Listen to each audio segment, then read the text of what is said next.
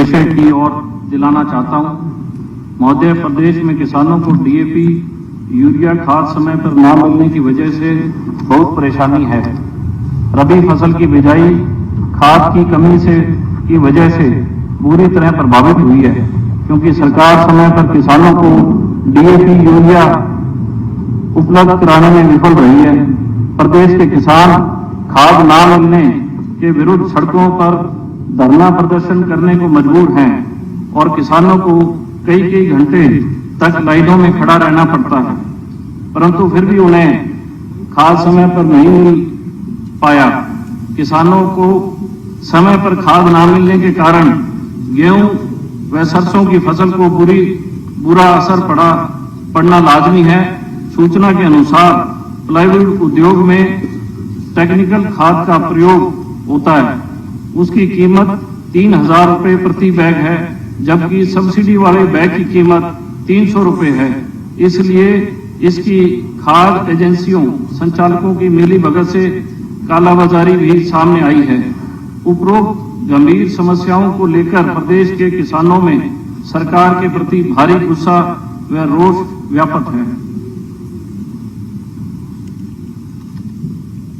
अब माननीय कृषि एवं किसान कल्याण मंत्री अपना वक्तव्य प्रस्तुत करें।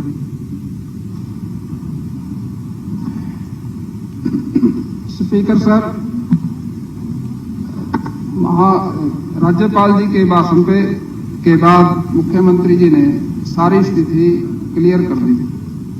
मेरे ख्याल 58 मिनट पूरे भाषण में 58 मिनट केवल कृषि का ही जवाब देने पे मुख्यमंत्री जी ने सबके सामने ये बात रखी। फिर भी हमारे मित्र विधायक जी इस बात को पूछ रहे हैं मंत्री जी से, मैं भी उसी बात को दोहराऊंगा। समय आपका जो लगेगा इसमें वो हमारे विधानसभा का ही है। मैं यहाँ इस महान सदन में उपस्थित माननीय सदस्यों को अवगत कराना चाहूंगा कि डबवाड़ी के विधायक माननीय श्री आदित्य देवीलाल जी द्वारा ध्यान आकर्षण संख्या 3, नू के विधायक माननीय श्री आफ्ताब अहमद द्वारा संख्या 9, नारनौद के विधायक माननीय श्री जस्सी पेटवाल जी द्वारा संख्या 11, कालावाड़ी के विधायक माननीय श्री शीशपाल केरवाल जी द्वारा ध्यान आकर्षण 16 के संदर्भ में निम्नलिखित वक्तव्य प्रस्तुत करता हूं। कृषि एवं किसान कल्याण विभाग हरियाणा राज्य में सभी प्रकार के खाद्य की व्यवस्था करने तथा किसानों की आवश्यकताओं के अनुसार उनके उचित वितरण के लिए प्रशासनिक रूप से अधिकृत है। भारत सरकार की सोमवार व माहवार मौसमवार आवश्यकताओं का आकलन करती है। माहवार एजेंसीवार आपूर्ति योजना तैयार कर संबंधित राज्य को भेजी जाती है। हरियाणा का कृषि एवं किसान कल्याण विभाग प्रतिदिन यूरिया एवं डीएपी एवं अन्य खाद्यों की आवश्यकताओं, आपूर्ति, बिक्री एवं स्टॉक स्थिति की निगरानी करता है। भारत सरकार भी प्रत्येक मंगलवार को वीडियो कॉन्फ्रेंसिंग के माध्यम से खाद्य आपूर्तिकर्ताओं सहित राज्य के साथ आपूर्ति योजना की समीक्षा करती है। तिलहन फसलों की बुआई लगभग समाप्त हो चुकी है तथा गेहूं की बुआई जोरों पर है। बुआई के दौरान फास्फेटिक खादों का उपयोग ड्रिल किया जाता है तथा यूरिया का उपयोग आमतौर पे फसलों में छिड़काव के रूप में किया जाता है। पिछले वर्ष रबी सीजन में, गेहूं के सीजन में डीएपी की बिक्री 2,30,000 मेट्रिक टन थी और चालू रबी सीजन 2024-25 में भी इतनी ही बिक्री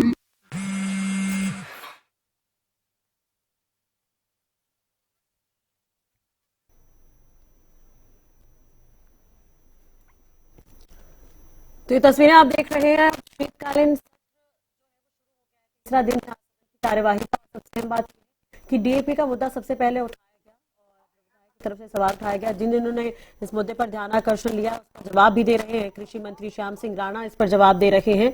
और सबसे अहम बात यह है, डीएपी के मुद्दे को लेकर इससे पहले और भी विधायक हैं, उन्होंने सवाल उठाया, तो उस पर ही कृषि मंत्री 16 नवंबर 2024 तक 1,52,000 मीट्रिक टन डीएपी प्राप्त हुई। इस प्रकार राज्य के अब तक 2,06,000 मीट्रिक टन डीएपी खाद उपलब्ध कराया गया है, जिसमें से 15 अक्टूबर 2024 तक 1,86,000 मीट्रिक टन खपत हो चुकी है। पिछले वर्ष इसी अवधि के दौरान 1,65,000 मीट्रिक टन डीएपी की खपत हुई थी। इससे यह स्पष्ट है कि इस वर्ष इसी अवधि के दौरान पिछले वर्ष की तुलना में खपत अधिक रही है। जिलों में अभी भी लगभग 21,000 मीट्रिक टन डीएपी उपलब्ध है।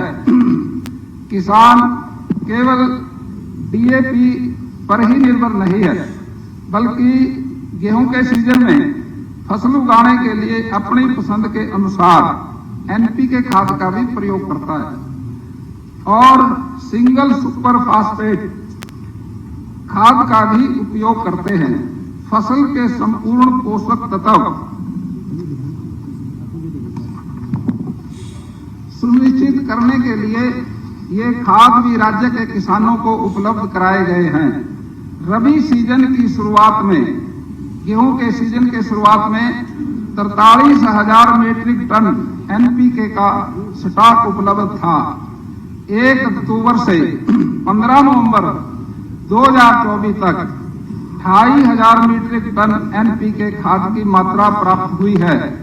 इस प्रकार एनपीके खादों की कुल उपलब्धता 71,000 मीट्रिक टन है, जिसमें से 49,000 मीट्रिक टन की खपत हो चुकी है और 22,000 मीट्रिक टन एनपीके अभी भी राज्य में उपलब्ध है।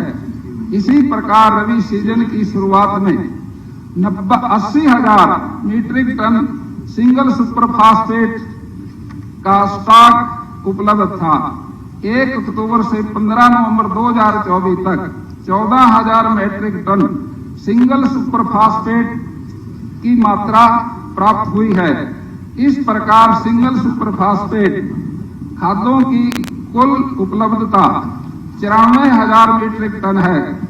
इसमें से 25,000 मीट्रिक टन की खपत हो चुकी है और राज्य में अभी भी 49,000 metric tonne single superphosphate उपलब्ध है। पिछले साल रबी सीजन के दौरान यूरिया की बिक्री 11,000 मीट्रिक टन थी। भारत सरकार ने चालू रबी सीजन 2024-25 के लिए 11,20,000 मीट्रिक टन यूरिया अलॉट किया है। रबी सीजन की शुरुआत में राज्य में 3,98,000 मीट्रिक टन का स्टॉक था। 15 नवंबर 2024 तक 2,84,000 मीट्रिक टन यूरिया प्राप्त हो चुका है। इस प्रकार राज्य में 6,82,000 मीट्रिक टन यूरिया खाद उपलब्ध कराया गया है, जिसमें से 15 नवंबर 2024 तक 2,78,000 मीट्रिक टन की खपत हो चुकी है और 4,05,000 मीट्रिक टन अभी भी उपलब्ध है। प्लाईवुड उद्योगों में इस्तेमाल होने वाला यूरिया टेक्निकल ग्रेड यूरिया है। कृषि कार्यों के लिए नीम कोटेड यूरिया दिया जाता है, जिसमें नीम तेल की मात्रा 0.035% होती है। दोनों प्रकार के यूरियाओं में 46% नाइट्रोजन होता है। प्लाईवुड उद्योगों में ये कृषि ग्रेड का यूरिया की चोरी का नियंत्रण करने के लिए विभाग ने बेमिसाल तत्वों पर नियमित छापेमारी करता है। अप्रैल 2024 में प्लाईवुड उद्योगों से यूरिया के 9 नमूने गए, 4 लाइसेंस निलंबित किए गए हैं और 3 FIR दर्ज की गई है। 150 मीट्रिक टन कृषि ग्रेड यूरिया जब्त किया गया है।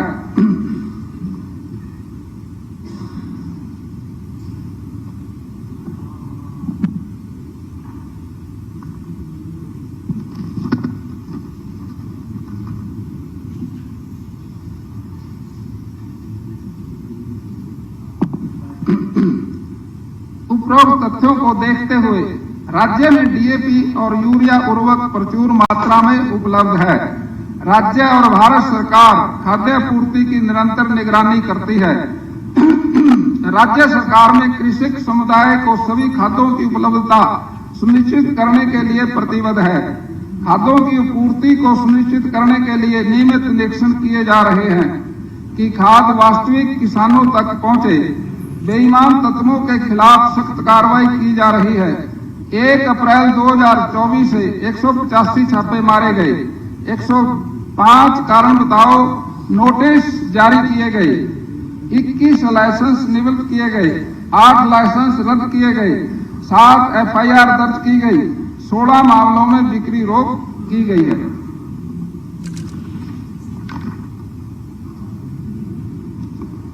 ध्यान आकर्षण सूचना 9 द्वारा माननीय आफ्ताब अहमद विधायक द्वारा जिला नूह के DAP की उपलब्धता पर विवरण व मेरी फसल मेरा ब्यौरा के इस्तेमाल के संबंध में प्रस्ताव लाया गया है। नूह जिले के विषय में यह सूचित किया जाता है कि पिछले रबी सीजन के दौरान 1 अक्टूबर 15 नवंबर 2023 तक DAP की खपत 2680 मीट्रिक टन थी। वर्तमान रबी सीजन के दौरान 1 अक्टूबर 2024 से 15 नवंबर तक DAP की उपलब्धता 43,351 मीट्रिक टन है। जिले में दिनांक 1 अक्टूबर 2024 से अब तक DAP की खपत 3,909 मीट्रिक टन है तथा दिनांक 16 नवंबर 2024 को जिले में वर्तमान स्टॉक 442 मीट्रिक टन है। जहां तक केवल मेरी फसल मेरा ब्यौरा पोर्टल पर पंजीकृत किसानों को ही DAP उपलब्ध कराने का प्रश्न है, यह अवगत कराया जाता है कि हरियाणा सहकारी शीर्ष बैंक लिमिटेड ने राज्य में मेरी फसल मेरा ब्यौरा पोर्टल पर पंजीकृत किसानों को ही DAP खाद उपलब्ध कराने के लिए 2 नवंबर 2024 को पत्र जारी किया है